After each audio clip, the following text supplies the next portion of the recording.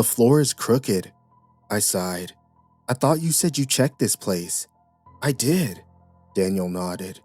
But you gotta pounce when you see something like this pop up. This was a steal. Because it's crooked, Daniel, I groaned. You bought us a crooked house. It's not crooked. I reached for an apple I'd saved in my purse and put it on the floor. Slowly, it started rolling. You clearly pushed it, said Daniel. Look. He picked up the apple and walked up to me. He didn't meet my eyes. I'm sorry. I checked online. There were no bids, and this was well within our price range.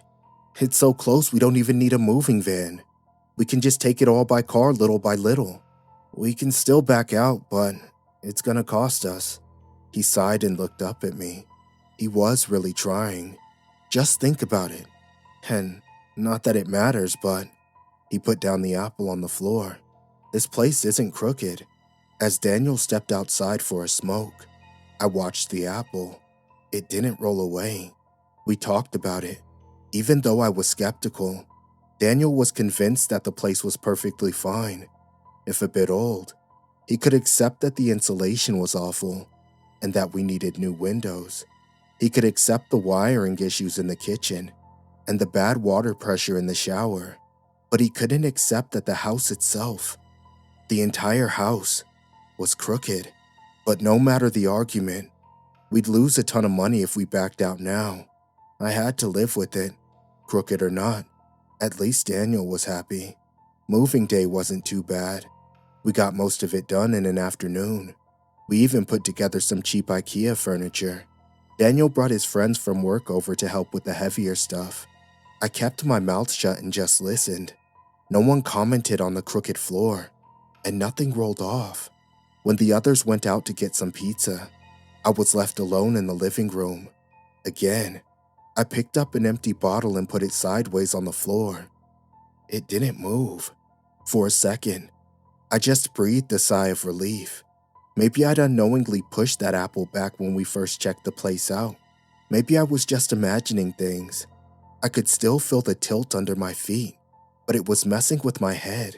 A clinking noise snapped me out of it. A bottle had rolled straight across the room and bumped up against the wall. Over the next few days, we put everything into place. Clothes were folded and neatly sorted in our wardrobe. We placed all the carpets, put up all the picture frames, and plugged in all the lamps. Step by step, the house started looking homely. Daniel was talking to some carpenter friends about his fixing the insulation, and we'd booked a plumber to come by and check the water pressure. Apparently, there'd been a citywide problem with the reservoir recently, causing the water to turn black. Luckily, we never had that problem. But I always felt like there was something more to it. Not only the crooked floor, but also little sounds, creaking floorboards and squeaking doors. Sometimes I'd hear them at night, but Daniel had no idea what I was talking about. Was it just me being too critical? Or was my mind actually playing tricks on me? At that point, it was impossible to tell, and it gave me an uneasy feeling in the pit of my stomach, especially while lying awake at night, listening to the little sounds pattering through the house. Which were real, and which were imagined? Was the floor crooked or not? I remember waking up in the middle of the night, hearing a door open in the foyer. A wave of unease spilled over me as I watched Daniel's breathing gently rise and fall. We were alone, but it was the exact sound of someone entering the house and walking around. Should I wake him? Should I check it out myself? Was it just my wild imagination again? I decided to stay in bed and wait. I heard the pitter-patter of feet, making the floorboards creak. I just laid awake, listening, hoping it wouldn't come any closer. If this was all imagined, why was I scared? Like, really scared? Why was I expecting sharp teeth and claws to come around the corner? Instead, I heard a voice. Someone is listening, a muffled voice said. Someone hears us. Someone knows. There was a rustling noise, as from a paper bag. I watched Daniel stir in his sleep. Then, there was nothing. Daniel didn't seem bothered by anything. To him, There were no creaking doors or slanted floors. He seemed perfectly fine with this house, and I didn't have the heart to bother him with my worries. He was already moving on to the next set of worries, work and social obligations. I still don't know if I was just nitpicking, or if I was really hearing something he didn't. The floor really was crooked, so I knew I was seeing things and experiencing things differently. I tried my best to just ignore it, to keep myself living my ordinary life. I went to work, I came home, I did the dishes, I washed my clothes. 9 times out of 10, it was perfectly fine. But every now and then, something small would slip through the cracks. I remember pouring myself a bath. I'd put on a nice bathrobe, brushed my hair, put on some lotion, and then noticed how the water pouring out was pure black. I called Daniel over. "Looks fine to me," he said. "You want me to pick up some salt?" "I think Trader Joe's." "You can't see it?" I laughed. "You can't see that it's black?" "What, the water?" "What do you mean?" "The water, Daniel. It's filthy. How can you not?" He just didn't see it. He gave me this helpless look, like he didn't know what to do. I was scaring him. I was unreasonable. To him, the water was fine. No matter what I said, he wouldn't see it. Instead, I kissed his cheek. "I guess it washed away," I sighed. "Just keep an eye out." "Are you okay?" he asked. "I'm fine. I'm sorry. If there was anything wrong, I'm happy to fix it, but..." He turned around. The bathwater was pitch black, but he just couldn't see it. There was no point in arguing. It was like trying to describe a color to a blind man. "Please, just keep an eye open. I don't trust these pipes. Anything you want, honey. I just want you to be happy." He kissed my cheek and left me alone. With renewed confidence, I took the plunge. It was just a bath. I tried to imagine the water being pure and pristine, but I couldn't. It would shift in temperature, and there were times where I could feel something small swimming with me, pressing against my body, as if looking for a crack in my skin. I tried picking one up, but they always slipped between my fingers. At most, I'd get something resembling a piece of dirt, something black and shapeless, crumbling at the slightest touch. What was supposed to be a relaxing evening listening to audiobooks in the bath turned into a 5-minute stress scrubbing as I hurried to get out. Seeing the black water seep into my pores, I raced to finish up and just get out of there. As I pulled the plug, I watched the filth drain out of the tub, one drop at a time, little chunks disappearing with the spiraling vortex. Using the shower head, I washed the bathtub clean. Little black spots shivering washed away one by one. Perhaps no one but I could see them, but there was no doubt. I could see them. Most of the time, it wasn't a bother. The occasional noise, a strange shadow on the wall. It was there, but it was inconsequential. I tried to bring it up with Daniel every now and then, but I just couldn't find the words without sounding like a paranoid nutcase. He just seemed so fine with it that I didn't have the heart to bring it up over and over. Whenever I wanted to, he'd give me this tired look, like there was something wrong with me. I know he didn't mean it, but still. The breaking point came one night as Daniel had some work friends over. They were all hanging out in the living room playing cards and listening to music. It had been a long day, and I was tired from work. I was barely paying attention, but I still wanted to give them a little something. I prepared a big tray of chips, dip, and a bowl of olives. Daniel loves olives. Can't get enough of them. "Everything okay in here?" I asked as I stepped through the door. "Daniel, you keeping your guest?" What the fuck? What the fuck was that? As soon as I stepped through the door with that big tray, I noticed something was off. At first, I couldn't tell what it was. There were 6 people, all looking at me with big smiles on their faces, cheerful music pumping through the speakers, clinking beer bottles. But there was something else. Just outside the window facing our backyard, there was another face looking at me. It was only there for a heartbeat. A pale face with round ball-like eyes. A hand pressed against the window, searching for a way inside. 6 fingers. In a moment, it was gone.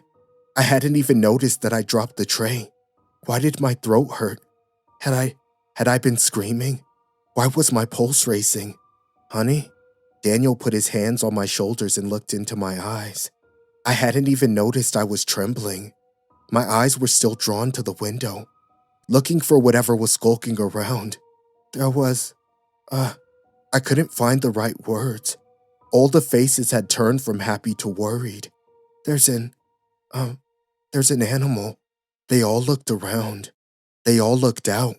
But of course, no one saw anything. There was nothing for them to see. They didn't notice the same things I did. Daniel didn't look out. He just held me tight. I looked down at the tray I had dropped. There was shattered glass jangled in a mess of chips and dip. The olives were rolling across the crooked floor. That's all it took. That was the last straw for me to break down bawling. That night, I laid awake. I twisted and turned, not knowing if the little sounds I heard were coming from my own mind, or the house, or something else. As the clock struck 2 in the morning, I had enough. I got up and washed my face with cold water. As I stood in the bathroom, watching the dark shade under my eyes grow darker, I heard Daniel walking across the living room. I thought I'd woken him up. I peeked out of the bedroom, just to see Daniel still sleeping soundly. But there was still someone walking across the living room. As it dawned on me that there was an intruder in the house, I panicked. I held my breath, listening for any signs of where they were going, or what they were doing. I heard my own heartbeat in my ears, pounding away like little punches at my mind. I counted 1 set of footsteps, and a strange crinkling noise. They could probably see the open bathroom door that I was hiding behind. I was trying to stand as still as possible. A drop of sweat was already forming, and my face felt flushed. She's there, something whispered. She looked at us. She sees. Footsteps coming closer. Find her. Wake me. Please, wake me. Something on the other side of the open door.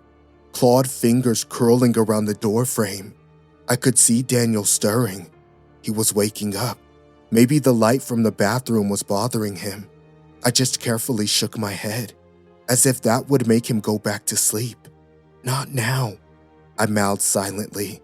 Daniel, not now. But he woke up. He squinted at me, trying to blink away the sleep. You okay, honey? He yawned. Come back to bed. Something chuckled on the other side of the door.